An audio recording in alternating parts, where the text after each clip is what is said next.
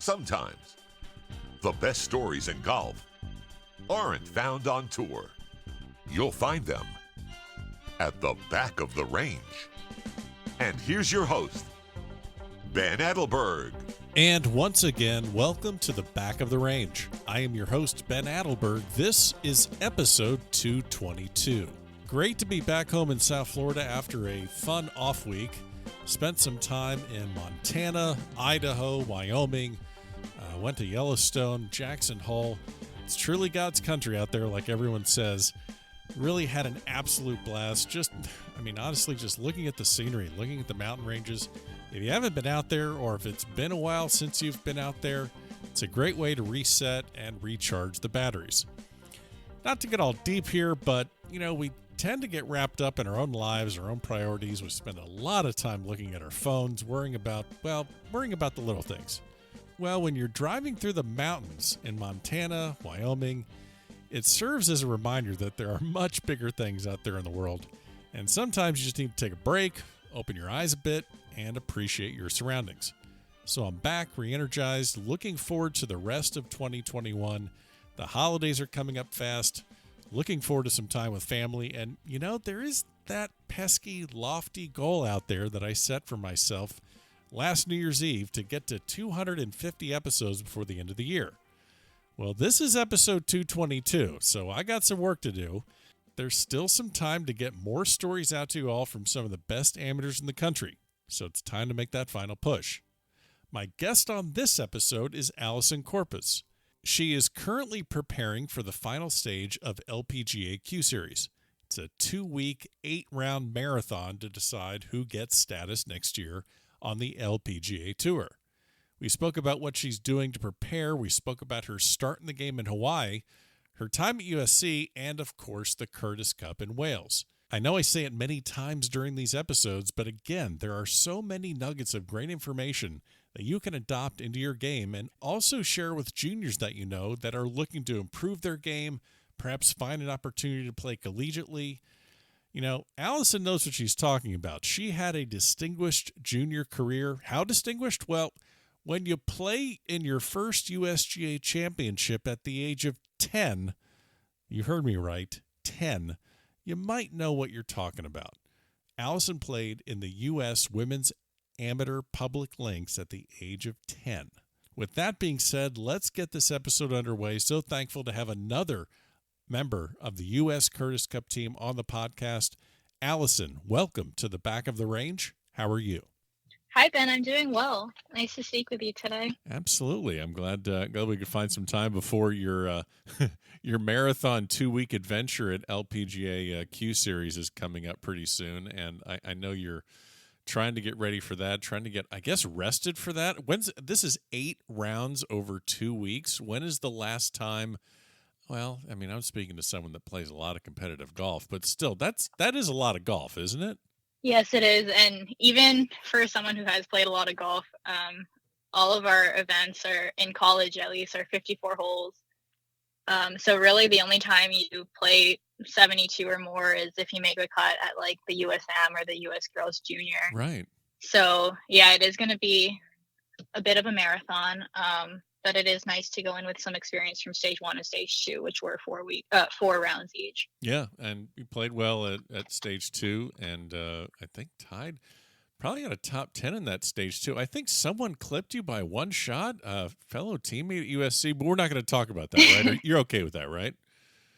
We're friends, and I'm also really happy that she played well at stage 2. I would imagine so. So no, that'll be, and that's Aliyah. I'm gonna be terrible with her name. Let's see if I got it. Aliyah Abdulghani. Aaliyah. But you did get the last name right. All right. Aaliyah Well, that's all that counts. How did I mess up the first name? I can't believe I did that. So, we're going to talk a lot about Q-Series, but I definitely don't want to skip over just this incredible amateur career, and really great to just add another member of this victorious U.S. Curtis Cup team to be here at the Back of the Range. We're getting close to the end. We have a couple of players that I still need to get, and one that I'm going to ask you, or many that I'm going to ask you about in the episode. But always like to get some information about where players get their start in the game. And I think I'm speaking to the first guest that grew up in Hawaii, not on the mainland of the United States. So most people that think about golf in Hawaii, they think about going on vacation, or they think about seeing a professional tournament there maybe once or twice a year. You grew up in Honolulu. I'm a South Floridian, but I think you got me beat there as far as a childhood. Yeah, I mean, it is a great tourist location for sure. Right. It's a little more boring than people would think, just because, I'm living there on a daily basis. Okay. But very beautiful place to grow up. And we have a pretty strong junior golf association as well. So my dad is actually a huge golf fan. He kind of stopped for a few years when I started playing really competitively, but we actually live on Kapolei Golf Course, which is where they hosted an LPGA event this last year. And so we would just go to the range. I have an older brother, so he would take me and my brother to the range. Sure. And I just really liked hitting golf balls. And this is when I was like 4 or 5, and then just kind of stuck with it. And then really had a lot of fun with it. So once I turned 7, I started playing in local junior events, and just kind of went from there. How did, and I guess you're not thinking about it when you're 6, 7, 5, things like that. But I guess, a lot of the guests I've had on the podcast, everyone's playing competitively, whether they're amateurs, they're mid-am, seniors, some professionals. But there's that moment where you move from, well, this is a fun thing I do as a kid, to I want to compete. I want to get into an environment where I'm putting myself up there against other kids. Do you kind of remember, or does your maybe have stories from your father where you kind of understood when this really took hold, as far as, okay, there's a next level I want to go to? Yeah, I think I became aware of professional golf at a pretty young age. They held it was the Fields Open when I was really young. It was out at Turtle Bay, and then it moved to Collegiate Golf Course. So we would go there and watch the ladies play. Back then I was mostly getting signatures, but gotcha. It was really cool. That's what you have to do. Yeah, but we went out there and watched the ladies play, and I think it was just really cool to see, like, wow, like, they've worked so hard, they're so good at this game, and Right. It's just so cool, just being around professional golf in general is just awesome. So I think that was when I was like, oh, like, I want to get really good at golf.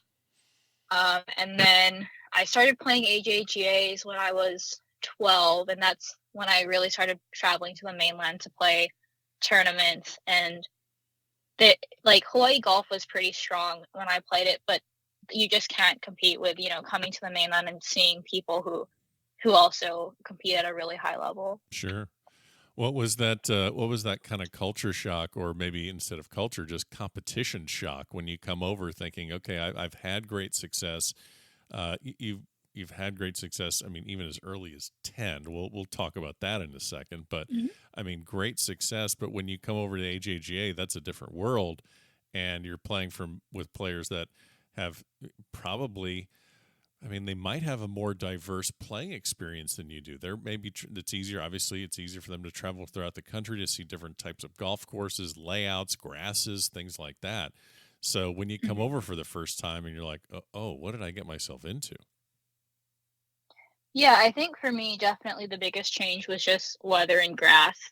So Hawaii has a lot of Bermuda and Paspalum. And unless you're playing, in warmer states like California or Florida, you don't see too much of that.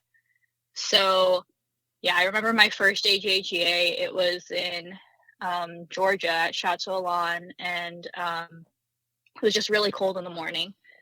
And so that was new for me, just having to layer up. Sure. But I think the AJGA just, really fosters connections and making friends. And even though it is competitive, I think it was nice to just come out and meet new people. I really always enjoyed that. I spoke of this early success. You broke fellow, I'm guessing Michelle Wee had to have been an idol of yours growing up, and she had the record of the youngest competitor at a U.S. Women's Amateur Public Links. You broke that record at 10 years old and a handful of months. You've obviously been no stranger to media attention from a young age. I mean, having articles written about you at the age of, I mean, gosh, I don't know when the first article was written about you, but I'm guessing it's 7, 8, 9, and obviously as a 10-year-old playing in a USGA championship, Uh-huh. it's not a uncommon or unrealistic, reality of maybe experiencing burnout or maybe not knowing how to deal with something like that at a young age. A lot of people listening to the podcast have kids that are playing golf. They're not getting that kind of an attention as a 10-year-old. How did you and your family kind of put things like that in perspective where, here you are, you're 23 years old, I believe, you're 23. Mhm. Okay. So you're Yep. 23 years old and you're getting ready to embark on a professional career. That's 13 years ago. You played in a USGA championship at that age. Mhm. How have you and your family kind of managed expectations to get you to this point in a, in the right frame of mind, so to speak?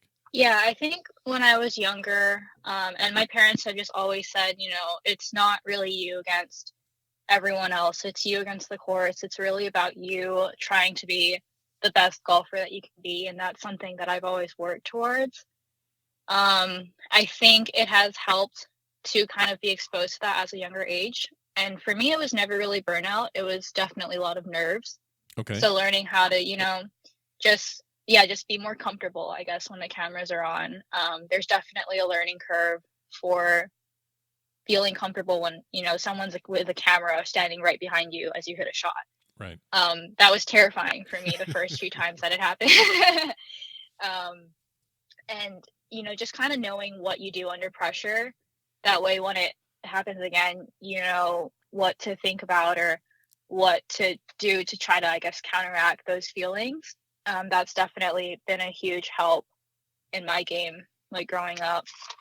Um, but as far as burnout, I think I have learned to really try to find the balance of practice where it's not too much, but it's enough to keep me prepared. And Right. really just trying to prioritize rest on really heavy weeks. Yeah, and I'm guessing that's going to help you going into your professional career too. Especially, I mean, in a couple of weeks, you're fighting for a job. You're trying to get your LPGA Tour card, and you have to Mhm. balance, just like we talked about earlier. You have to balance. Okay, how much work do I put in to get ready for this? I can't just do it 24 hours a day. I need to keep myself rested and my mind clear because I have 2 weeks of golf coming up and I need to be sharpest. So you have to know when to tell yourself, okay, I'm prepared. I don't need to overdo this. I do not need to hit 1,000 4-footers or right now. Yeah, definitely. And I think one thing that like college has really taught me is like if you don't have it at the tournament when you get there, you're not gonna magically find it by practicing harder. Okay, yeah. So I think it always makes sense, obviously to be practicing during a tournament, but maybe an hour or so after the round just to, work on a few shots that you didn't hit well, or maybe just try to redo a shot that you didn't hit as well as you wanted to. But other than that, it doesn't really make sense to be on the range grinding for like 3 or 4 hours after a round because you're not going to find it. So it really has been about finding what works best for me as I prepare in the weeks going into tournaments and not so much grinding once I'm there. Makes sense. So it's more of a maintenance thing. One thing that maybe you don't struggle with a couple bunker shots throughout the round. Let's make sure we clean that up afterwards, and then let's get out of there. Yeah, definitely. Nice. So you went to USC, All American there, had a great career, and I'm going to ask you a little bit about the team. But as someone that was really in the spotlight in junior golf for quite some time, I'm guessing your recruiting process was a little bit different than maybe other players because your name was out there for quite some time. Do you remember when USC first became an option, or did you fall in love with USC right off the bat? Yeah, so my dad is actually a former Trojan. He went there for undergrad and dental school, so he was there for 8 years. Uh-huh. And so I never really looked at many other schools. I mean, I met a few other coaches, and then I toured a couple of college campuses when we had a tournament there and stuff, but didn't really look at any other schools. And when I met at the time, Coach Gaston was the head coach. When I met her, she was just so sweet. And when I visited the campus, I just really liked the campus. And yeah, I verbally committed right before my sophomore year of high school. started. And yeah, it was just kind of my dream school. I think definitely influenced by my dad, but I also really loved my time there. Yeah. And I just recently had Henry Shemp on the podcast at Stanford, and he's working on his master's. And you went back for your fifth year, your COVID year, to pick up a master's at USC before leaving. I don't know why I do this to myself, inviting all these really smart college students on my podcast to make me look slow. But, I'm doing it for the listeners, so it's all about them. But before we talk about USC and everything, or a little more about USC and your experience there, explain to me, and use relatively small words, what your master's degree is in global supply chain management. Walk me through that slowly so I understand, because the Stanford master's program, I'm not sure what that is either. So walk me through global supply chain management. Yeah, so it's a pretty big umbrella term. But how I found the program was I was a business administration major for my undergrad degree, and I took an operations management class. So I really enjoyed that. But yeah, like I said, it's a pretty big umbrella term. So it covers a lot of things from like logistics to planning and procurement, pretty much every single aspect of the supply chain. So producing a product and then getting it to the end consumer, as well as the after the consumer buys the product, which it would be like customer service. All of that kind of falls under global supply chain management. So I ended up focusing a lot on data analysis for my master's, but depending on the classes you take, you can really kind of narrow in your focus. So what you're saying is that if for some reason things don't go well at Q-Series, you can solve all the supply chain issues that the country is facing right now with gas and food and supplies. You can fix all that. Maybe not fix them yet, but I mean, I've been following a lot of that through the news and stuff because I just find it really interesting. Yeah, of course. Yeah, I just think it's a really cool field. So it has been under fire a little bit because it hasn't been going well during COVID. Right. But, I mean, supply chain is kind of like that invisible support behind everything. So yeah, I just find it really cool. Yeah, if I was in your shoes, I would be looking at it saying, man, I hope that I can hit this golf ball well, because I don't want us to try and solve that issue. But you have this great time at USC, and I'm looking at just kind of casually glancing at social media, and it's important obviously to get the right coaching staff and facilities and academics and all that stuff. It's very important. You're not just committing to a school. You're committing to several teammates for several years, different personalities and backgrounds. And all I see is a lot of smiles and piggyback rides and captions full of inside jokes that I'm not even going to try and decipher. I'm guessing the golf, you'll be able to move on with golf on the professional ranks, but I don't think anything's probably going to be able to replace the teammates that you had. How much fun? It looked like you had a blast at USC. Yeah, I mean, a lot of people say when you're looking at a college, look mainly at the coach and the facilities and academics, but I kind of got lucky. I mean, those were what I considered when I chose USC, and then I just came in and we had a really good team. When I was a freshman, I had a few seniors that really took care of me, and then I kind of tried to do that as I got older on the team, and just made some really good friends.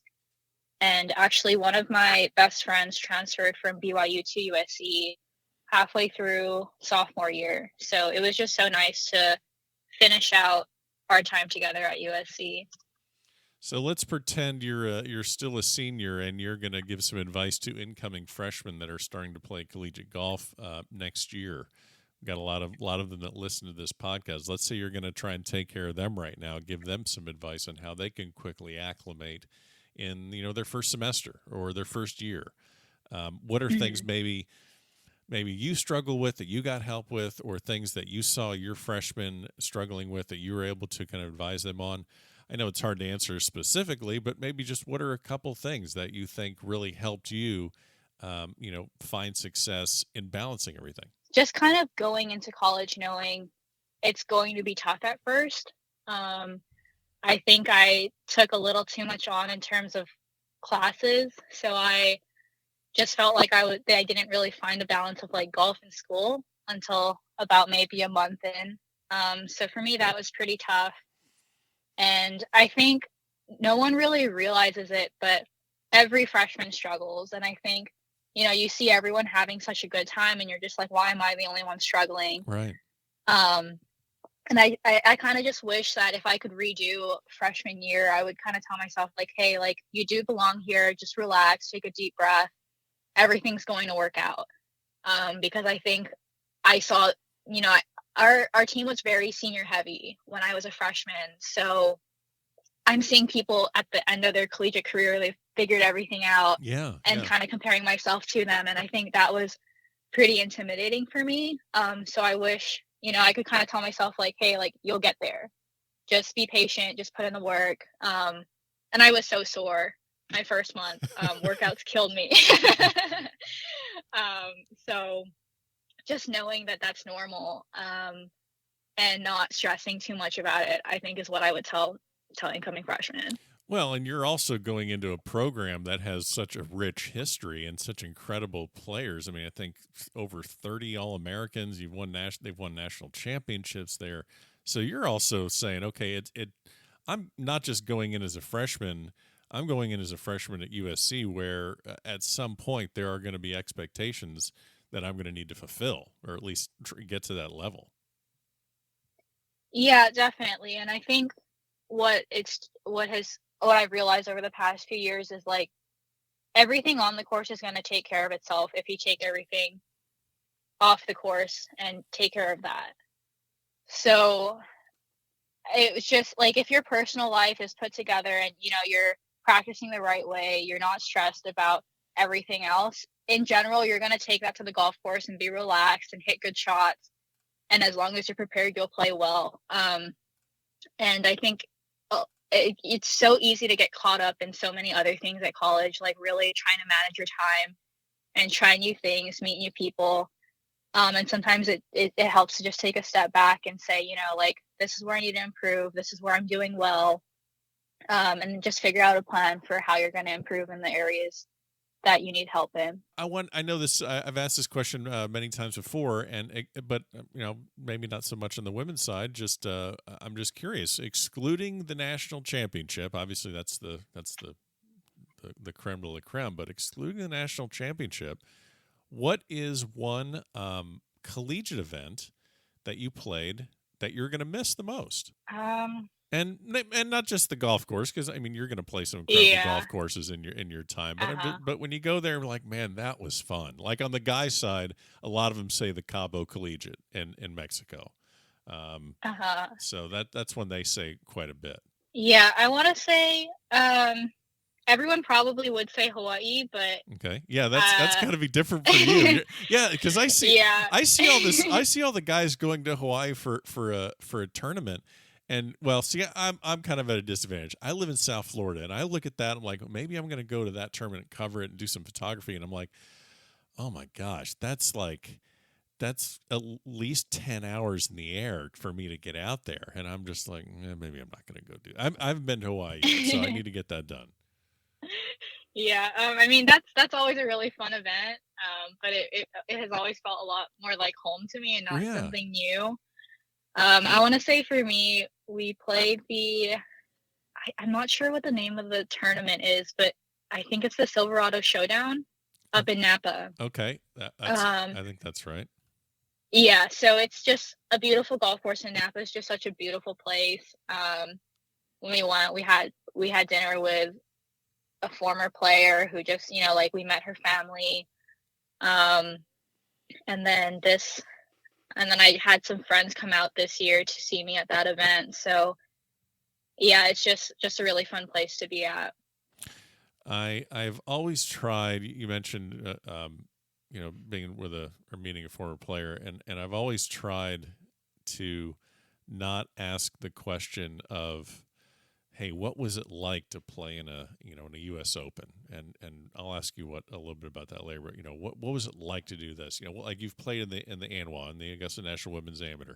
I'm not going to ask you what was that like to play Augusta National. So I try and stay away from that. But I do need to ask one question selfishly. What was it like to meet Will Ferrell? It was so cool. It was just a random day of practice. And yeah, I don't even know who recognized him first, but I think it was the start of a semester. So we were having like a team breakfast after we had practiced a bit. And we were at Wilshire Country Club, and he was just out there playing around with some buddies. So we just got to meet him, take a few pictures, and he was just a really nice guy. And then I can't remember if he spoke at commencement before or after I met him, but I just remember watching that speech after it happened and really enjoying it as well. But he's just as funny in person as he is, I think, on screen. Okay, how funny is his golf swing? I don't want to put you in a bad spot here, but I mean, we didn't see him golf. He was just stopping. Yeah, he was just stopping for some food at the turn. Okay, you didn't see the action. Okay, that had no. Okay, well that's still got to be a lot of fun there. You've played in 3 U.S. Opens. Obviously, this is an excellent opportunity for you to not only learn a lot, test yourself against the best players in the world, but also, like I said, you want to learn about your game, learn where you are. You've played in 3, and I think you've had them kind of spaced out 2 years apart. I think 16 was the first, 18 was the second, and then 2020 was the third. I think I have that correctly. Yep. How did your comfort level change as the years progressed? I mean, when you look back at playing in the first one, you mentioned, at first having cameras. I'm guessing that first U.S. Open must have been terrifying as well. That actually wasn't too bad because the cameras are far away. For me, the first camera experience, you don't really see them. Like, they're up by the green. Right. And they're kind of out of play. For me, it was actually the U.S. Women's Amateur where, someone's holding the camera maybe 10 feet behind you. That was pretty scary. Kind of talking about me right now when I was at Westchester. But, I don't think I get that bad. But yeah, so qualifying for the first U.S. Open, I think it was a bit of a surprise. Like, I had been playing well, but right. It's always tough to qualify. And I had just been playing in the qualifier pretty much every year because even the qualifier is always going to be a good experience. I qualified at YLI Country Club, which is where they hold the Sony Open. So it's always at a really nice course, so even that's a great experience. And then I think that kind of showed me that I am good enough to qualify. And then actually playing at the U.S. Opens, they're just so tough. I haven't made a cut yet, so hopefully next time I qualify I will. But it really does highlight where your game needs work. And so I've played the 3 U.S. Opens, and then I played the Hawaii LPGA event my senior year of high school.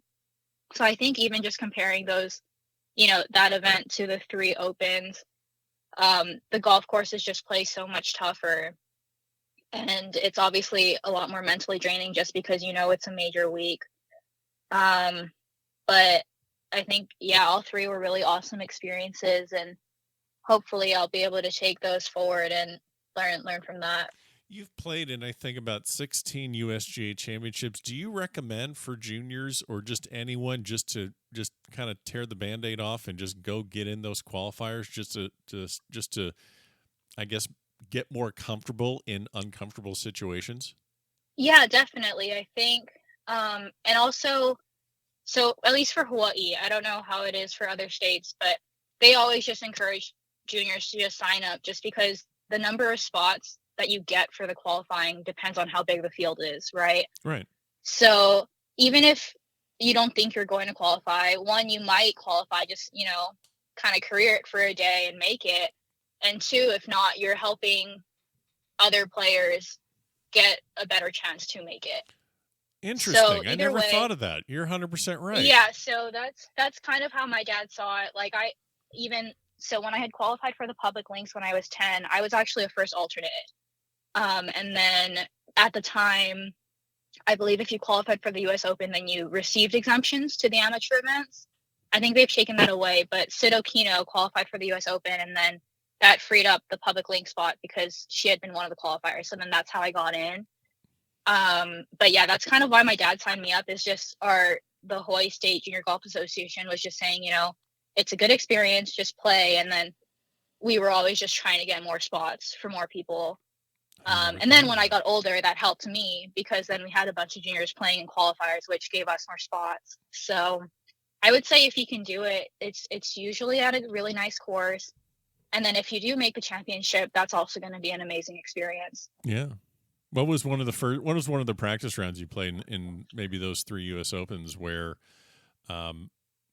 you found yourself, okay, I need to learn the course, I need to get prepared personally, but man, what an incredible experience to play alongside this professional where I can just soak up a bunch of knowledge and someone that just kind of sets you in the right direction.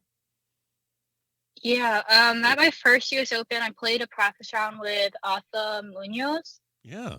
And she was just so nice, answered a bunch of questions that we had. And, just talking about what life is like on tour and how she's managed it. So that was really awesome to play with her. And then I actually grew up playing junior golf with Megan Kang. We met at the US Kids. Yeah. So it's been really cool. She's been on tour. She didn't go to college. She just turned pro right out of high school and has done really well. So I've played a couple of practice rounds with her as well. And it's just so awesome to hear stories of tour life from her and how she's managed it. And yeah, just really learning a lot about what it's like to be traveling alone and, just being on the road a lot. Does any of that concern you? Because I know it's just going to be it's a big departure, obviously, from the college life where you're traveling with friends and you're all kind of on the same schedule. You eat together and you travel together and play golf together, and everything is very much of a unit. And then in a blink of an eye, that's all gone, and now you're in charge of, when do I get up and where do I stay and where am I going to eat and where am I going to find this and everything. You have to handle it all yourself. Any concern with that, or is it that's just the next chapter for you? Yeah, so I'm really lucky. My mom has actually been helping me out a lot. She's been up here with me and traveling. So she helps with like cooking and stuff like that, which has been really helpful. But yeah, it's been different. Just You go from college where your schedule is set for you, like you have classes at a certain time, you have practice at a certain time, and like even if you don't have a meal plan, we would get one meal a day, and then I would just kind of figure it out after that. So still trying to work out the transition from amateur to professional and college to professional, but it's been fun so far, and I'm looking forward to seeing what comes next. I like how you all of a sudden mentioned right off the bat classes, and I completely forgot to mention that. That should let you know how well I did in college. Just letting you know right there. I completely forgot to even mention that there were classes you had to go to. I guess one of the highlights and maybe the final highlight of your amateur career was being selected to the Curtis Cup team. We mentioned that earlier. I keep looking at the names that are on this team, and I just was. It just murderers row, just these incredible players. You were among the top 3 that got the automatic selection, along with the tandem from Stanford, Rose Zhang and Rachel Heck. And you 3 had I wouldn't say an advantage, but you had more of a unique experience, so that you did not have to deal with the summer stress of trying to get a pick. So you really don't have anything else to fall back on. It was really your only, appearance on the Curtis Cup team.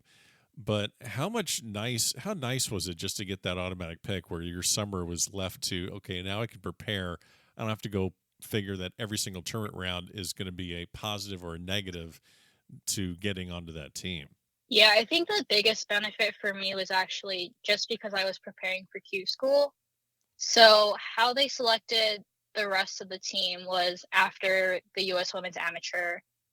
And then I believe the early selections were July 26th or something like that. Yeah, that sounds about right. So, yeah, so I had planned to play the U.S. Women's Amateur if I didn't have the spot locked up. And getting that auto selection actually gave me a little bit more time to prepare for stage 1. So I ended up not playing the Women's Amateur, and I just stayed in Palm Springs for a little longer and just kept playing the courses and played a couple of prep events for stage 1, which I think was really helpful.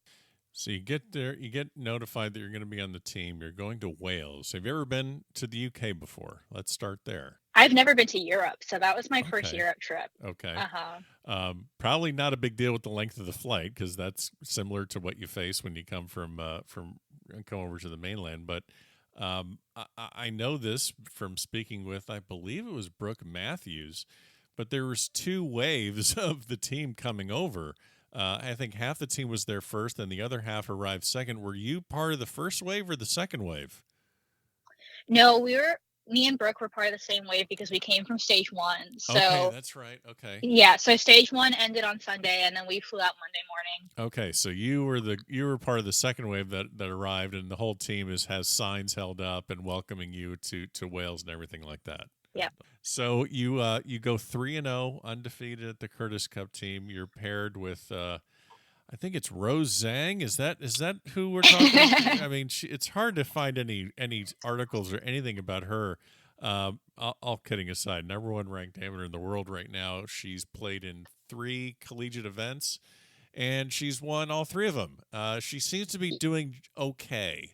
It seemed to be a nice partnership there at the Curtis Cup. How much fun is, and also you're playing 4-ball. I would think that'd be a lot more fun just to play alternate shot with her, where every tee-ball she hits for you to pick up in the fairway, it's right there in the fairway. But you're just firsthand playing 4-ball with her. That had to have been a blast. It was so much fun. I mean, she's the sweetest person ever, and obviously a really good golfer. So you can't really ask for more from a partner. And yeah, we won our matches, which is great. And yeah, she's just awesome, and I really like her a lot. It's kind of fun to watch what she's doing, and I think a lot of I think I remember it was Keen or someone else was like, no, you can go ahead and turn pro. That'll be fine. Just go ahead. That way you're not going to kick our heads in on the college side. I've asked many people on the team. I don't know how this question got into the rotation, but I started asking who was the most entertaining or the funniest person on the team. And I won't share the common answer, but I have to ask, and who did you find to be the most entertaining person on the team? I just love Gina so much. I think she's so funny, but Okay. Every single girl on the team that week was so good. Our team chemistry was amazing.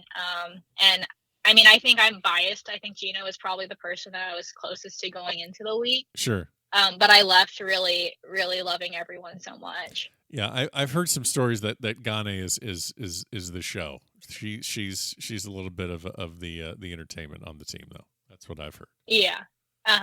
Yeah, for sure. I would agree with that. At least in charge of all TikToks. So. Yeah. You head into Q-Series like we talked about. There's going to be 2 massive weeks. I guess, what do you know about the courses? What have you, kind of been preparing for and working towards as you're getting ready for this big stretch?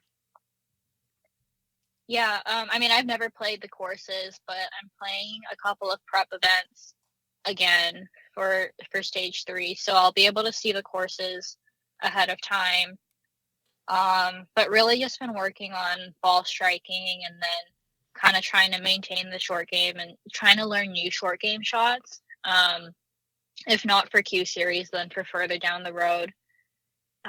So yeah, just really trying to keep my game where it's at and just really get everything solid going into the week, because I've heard that it's a ball strikers course. So just, yeah, trying to hit fairways and greens for the weeks. Talk to me. You mentioned learning different short game shots. Talk to me about one that you're working on, or talking about something that you're trying to add to your game. Like you said, not just for Q-Series, but just for, increasing your skill set moving forward. Yeah. Let's see. Going into college, I think I really only knew how to hit a bump and run. Okay. So anything that needed to get into the air was not very comfortable for me and not very good. So I actually started working on, like higher shots and pitches, I want to say my sophomore year of college, and that shot has kind of started to come around. And then my regular bunker shots have always been pretty good, but longer bunker shots and then those like short-sighted really high, soft, spinny ones. Yep. I've always struggled with. So also working on those. And I don't think you can ever work on distance control too much. So, just what I normally do is just drop balls at certain yardages and just keep hitting those yardages. Okay. And that seems to work pretty well for me.